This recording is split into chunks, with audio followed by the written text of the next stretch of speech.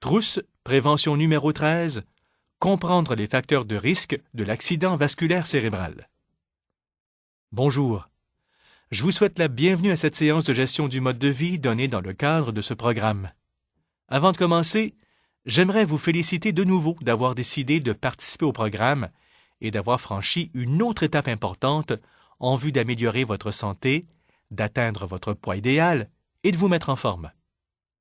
Aujourd'hui, nous vous aiderons à comprendre les facteurs de risque de l'accident vasculaire cérébral ou AVC. Les informations que je vais vous donner sont en grande partie résumées dans la trousse éducative portant sur ce sujet. En plus d'écouter ce que j'ai à vous dire, passez en revue les informations fournies dans votre trousse au cours des prochains jours. Si vous avez des questions, posez-les à votre mentor. En déterminant les facteurs de risque de l'AVC, cela permet de cibler les personnes les plus susceptibles d'en être victimes.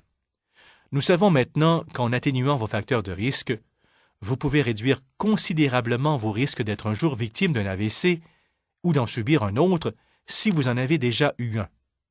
Dans votre trousse, vous apprendrez ce que sont les facteurs de risque de l'AVC et les moyens de prévenir un premier AVC ou un AVC récurrent.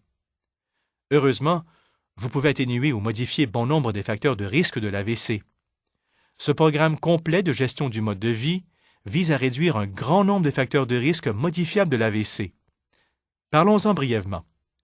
Des antécédents d'AVC ou d'ischémie cérébrale transitoire, ou ICT, sont un important facteur de risque. Si vous avez déjà subi un AVC ou un ICT, vous présentez un risque accru d'en subir un autre. Dans ce cas, votre médecin peut vous recommander de prendre des médicaments et ou de subir une intervention chirurgicale, en plus d'apporter des modifications à votre mode de vie, telles que cesser de fumer si vous êtes fumeur, améliorer vos habitudes alimentaires, faire davantage d'activité physique et gérer votre stress. La maladie cardiaque est un autre facteur de risque de l'AVC.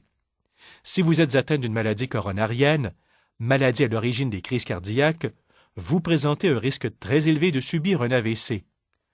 Environ 15% des personnes qui ont été victimes d'un AVC sont atteintes d'un autre type de maladie cardiaque appelée fibrillation auriculaire. La fibrillation auriculaire est caractérisée par des battements de cœur rapides et irréguliers. La fibrillation auriculaire augmente les risques de subir un AVC, puisqu'en situation d'arythmie, le sang peut former de petits caillots qui risquent d'être entraînés vers le cerveau. Outre la maladie coronarienne et la fibrillation auriculaire, d'autres types de maladies cardiaques augmentent le risque d'AVC. Par exemple, les problèmes valvulaires. Les maladies carotidiennes sont un autre facteur de risque de l'AVC. Un facteur important qui contribue à l'augmentation de l'incidence des AVC est l'accumulation de plaques d'athérosclérose dans l'une des deux artères principales du cou ou les deux. Ces artères, appelées artères carotides, acheminent le sang au cerveau. En prenant des mesures énergiques pour atténuer certains facteurs de risque de l'AVC, il est possible de ralentir l'accumulation de la plaque d'athérosclérose dans les artères carotides et même d'entraîner l'élimination d'une certaine quantité de plaques. L'hypertension artérielle est le facteur de risque de l'AVC qui est le plus important de modifier. Elle augmente le risque d'accumulation de plaques d'athérosclérose dans les artères. Elle exerce une tension sur les parois des vaisseaux sanguins et peut également entraîner des attaques d'apoplexie hémorragique. L'hypertension artérielle est surveillée dans le cadre du programme et des mesures sont prises pour contrôler votre tension artérielle. Peut-être devriez-vous consulter la trousse « Prévenir et maîtriser l'hypertension artérielle ». Un taux élevé de cholestérol LDL, communément appelé « mauvais cholestérol », est un autre facteur de risque de l'AVC, puisqu'il augmente le risque de souffrir d'athérosclérose. Il serait peut-être avantageux que vous consultiez la trousse intitulée « Prévenir et gérer l'hypercholestérolémie et l'hypertriglycéridémie ». Le diabète est un facteur de risque de l'AVC. Les personnes diabétiques sont 2 à 3 fois plus susceptibles d'être victimes d'un AVC. Si vous êtes atteint de diabète, demandez qu'on vous remette la trousse intitulée « Gérer le diabète ». Le tabagisme est un autre facteur de risque de l'AVC. L'usage du tabac est associé à un risque presque 2 fois plus élevé de subir un AVC. Plus vous fumez, plus le risque d'AVC est élevé. Quel que soit le nombre d'années écoulées depuis que vous avez commencé à fumer ou le nombre de cigarettes que vous fumez par jour, votre risque de subir un AVC ou une crise cardiaque commencera à diminuer dès que vous écraserez votre dernière cigarette. Si vous fumez, renseignez-vous au sujet de notre programme d'abandon du tabac. L'inactivité physique est également un facteur de risque de l'AVC. L'exercice est bien sûr une composante importante du programme. L'obésité est un autre facteur de risque de l'AVC. Si vous faites de l'embonpoint, la perte des kilos en trop peut aider à abaisser votre tension artérielle, à réduire votre taux de cholestérol LDL ou mauvais cholestérol et à maîtriser le diabète, qui sont tous des facteurs de risque de l'AVC. Une consommation excessive d'alcool est un facteur de risque de l'AVC.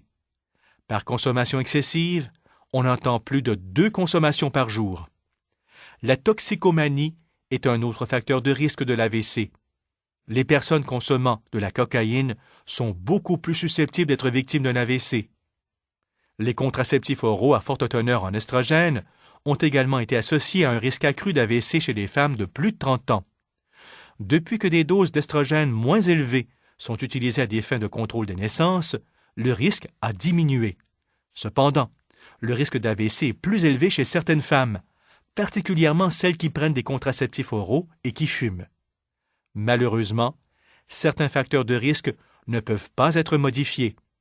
Si vous avez des facteurs de risque que vous ne pouvez pas atténuer, il est encore plus important que vous atténuiez ceux qui peuvent l'être. Les facteurs de risque que vous ne pouvez pas atténuer comprennent les suivants.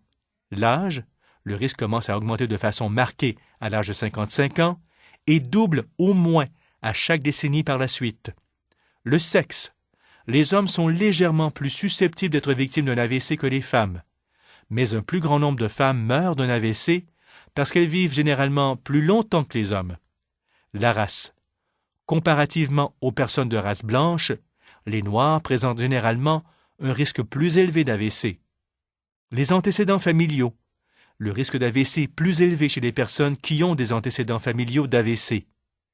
La meilleure façon de traiter un AVC consiste à prendre des mesures pour empêcher qu'il ne survienne dans un premier temps ou éviter d'en subir un autre. Si vous avez déjà été victime d'un ICT ou d'un AVC, ou si vous avez une maladie carotidienne, vous devriez prendre des mesures préventives à titre de traitement.